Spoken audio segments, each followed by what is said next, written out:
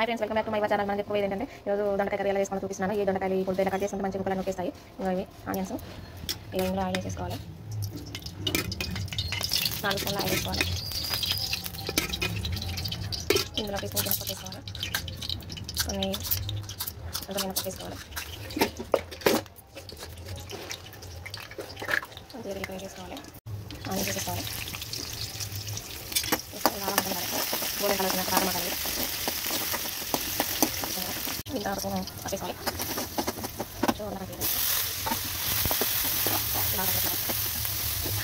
Salt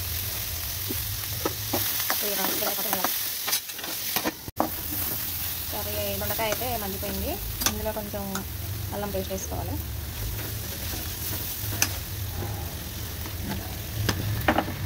next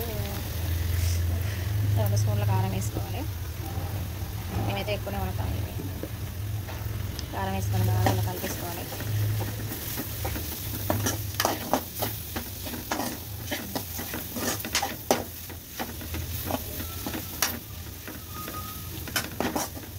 చూసాను కదా,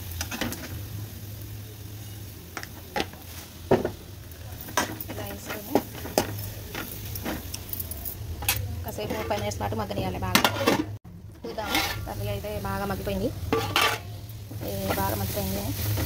ఇందులో కొంచెం వాటర్ వేసుకోవాలి.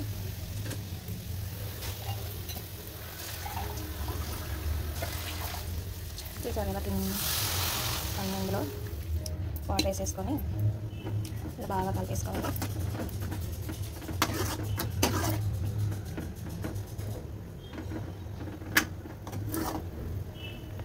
ఇది ఒక 5 మినిట్స్ పాటు మగ్గనియాలి. ఇక చూడండి, మగ్గిపోయింది దొండకాయ కర్రీ రెడీ అయింది. ఇందులో కొంచెం గరం మసాలా వేసుకొని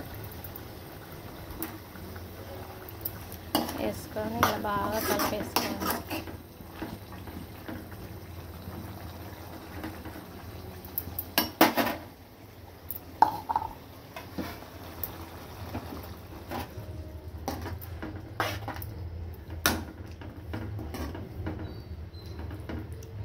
చూసారు కదా, దొండకాయ కర్రీ రెడీ.